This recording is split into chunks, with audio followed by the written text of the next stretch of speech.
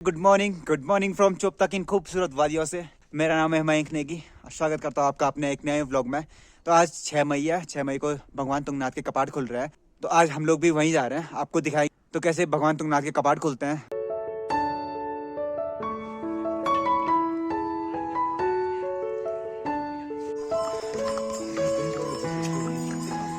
तो जिस दिन से कपाट खुल जाता है ना, उसी दिन से घोड़े और खच्चरों की सेवाएं भी शुरू हो जाती हैं।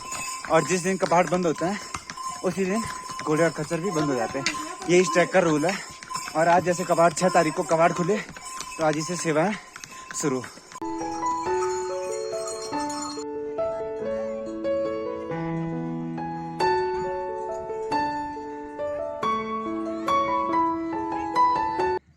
ये है तुंगनाथ भगवान की चल विग्रह डोली। मक्कू मठ मार्कंडेय मंदिर से तो 3 तारीख को निकल गई थी, लेकिन एक दिन चोपटा में विश्राम करने के बाद आज 6 तारीख को चोपटा से निकली है।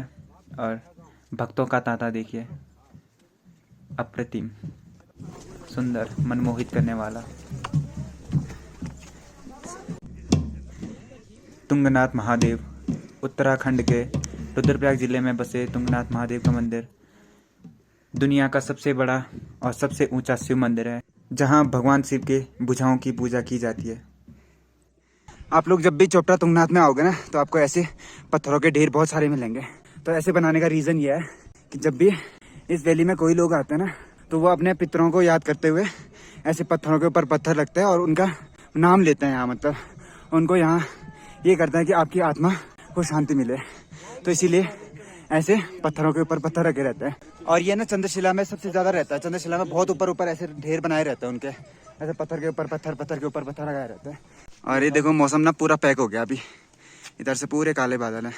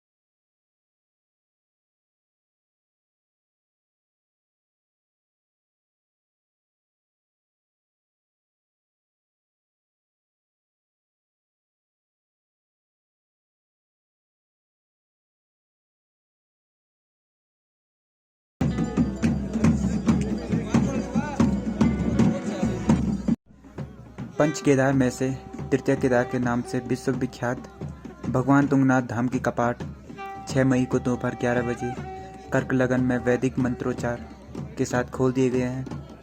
कपाट खुलने के अवसर पर लगभग 10 क्विंटल फूलों से भगवान तुंगनाथ समेत सहायक मंदिरों को भव्य रूप से सजाया गया था। और भक्तों का तांता तो आप देख ही रहे होंगे, किस तरह भक्तों का जमावड़ा है। जब भगवान तुंगनाथ की चल विग्रह डोली तुंगनाथ मंदिर में प्रवेश करती है, तो सबसे पहले भगवान तुंगनाथ मंदिर के चारों ओर 3 परिक्रमाएँ करती हैं। और उसके बाद भगवान तुंगनाथ की जो मूर्तियाँ होती हैं उनको अंदर विस्थापित किया जाता है और भक्तजनों के लिए पूर्णतः कपाट खोल दिए जाते हैं।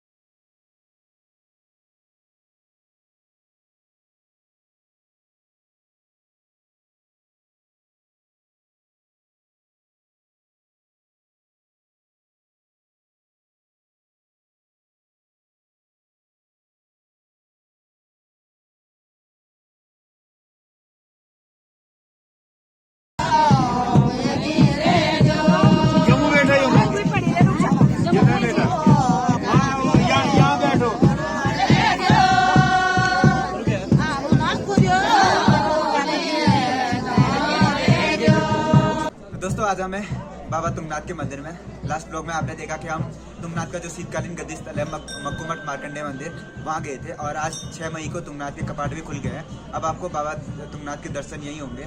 पंच केदार में से तीर्थ केदार भगवान तुंगनाथ 6 महीने मक्कूमठ में और 6 महीने भगवान तुंगनाथ मंदिर में रहते हैं।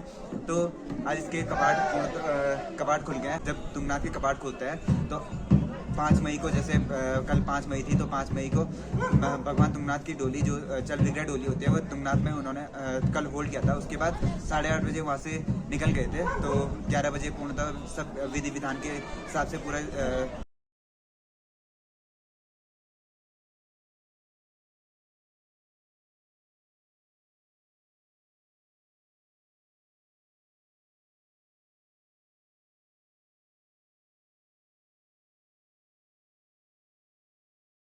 ये है माँ गौरा का मंदिर। जो ये 5 मंदिर है, ये है 5 पांडवों के मंदिर। और यहाँ पे है भगवान भैरवनाथ का मंदिर। पंच केदार, केदारनाथ, मध्य महेश्वर, तुंगनाथ, रुद्रनाथ और कल्पेश्वर। तो जिस दिन खुलते हैं कपाट उस दिन होता है भंडारे का आयोजन किया जाता है। और अभी हम भी चलते हैं भंडारे में। ये है बाबा का प्रसाद है। आसिफ भाई मजा आ रहा? सुबह से तो कुछ नहीं खाया था आसिफ भाई ने भी और नीरू बुला ने भी। और ना भंडारे का मजा आपको पता ही है। ये अलग ही मजा होता है। ये कभी कभी मिलता है, लेकिन मिलता है ऐसा खाना चाहिए कि इसमें दबा के क्योंकि इसके बाद जब भी आओगे ना तो यहाँ तो जेब ढीली करोगे तभी मिलेगा, नहीं तो फिर आज जैसे भंडारा है तो फिर आज दबा के खा लो। नीरज भाई कैसा लगा भंडारे का? बहुत अच्छा है। चारी में मजे ना। अंकित भाई कैसा लगा? अच्छा रहा। और क्या कह सकते हैं। और भाई मजा है? पेट भर के ना? पेट भर के भंडारे का मतलब होता है कम कम खाना है। पेट भर के भगवान के दरबार में आके कम खाए। सही बात है, ये बात सही है। भगवान ही तो पेट भर रहे हैं यार। कपाट खुलने के बाद आपको यहाँ किसी चीज की परेशानी नहीं होगी। यहाँ हर चीज की दुकान मिल जाएगी आपको। जब कपाट बंद होते हैं तो सारी दुकानें बंद होती है, लेकिन अब आपको यहाँ पे प्रसाद मिल जाएगा। आपको जो खाने पीने की सुख सुविधाएं हैं वो मिल जाएंगी। ये है दुकानें। मतलब आप अगर आप नीचे चौपड़ा से कुछ लेके भी नहीं आते हो ना तो यहाँ सब चीज मिल जाएगा। 6 महीने के लिए ये आपका परमानेंट खुला है। और आज भी ना सीन पूरा खराब हो गया। हम जैसे नीचे उतर रहे थे यहाँ भी पूरा बारिश का मौसम बन गया। और ये जैसे हम जेके भाई के साथ है ना, ये उसी दिन का सेम सीन हो गया। उस दिन तो मैंने किसी को जैकेट दे दिया था। आज मुझे लग रहा कोई मुझे ही जैकेट दे दे या कोई मुझे ही बचा ले, क्योंकि सुबह जब जल्दी में ना मैंने जैकेट पहनना ही भूल गया। और सुबह बढ़िया धूप लगी थी, क्लियर धूप लगी हुई थी। अभी ना हमारे घर की तरफ देखो पूरी धूप लगी हुई है, लेकिन यहाँ ना पूरा मौसम खराब हो गया। और आशीष भाई ने बोला मेरे को फटाफट निकलते हैं यहाँ से, जब तक हम नीचे पहुंचेंगे तो बारिश शायद बंद हो जाएगी। और कभी भी पहाड़ों में, मैंने पहले भी कहा है, कभी भी पहाड़ों में मौसम को ना अंडर एस्टिमेट मत करा करो। जैकेट हमेशा पहना करो।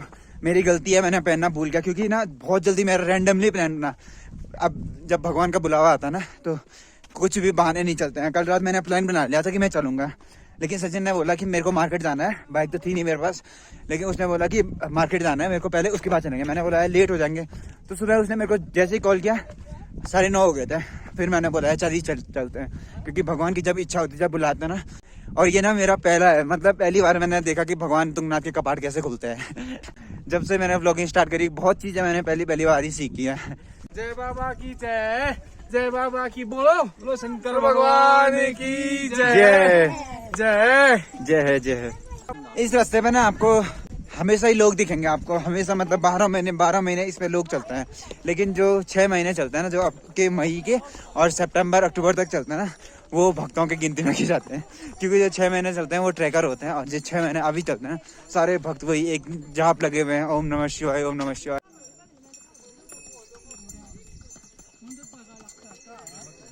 अब जब भी आप चोपटा तुंगनाथ भगवान तुंगनाथ के दर्शन करने आओगे तो आपको ना दुकानों की रास्ते में कोई भी दिक्कत नहीं होगी।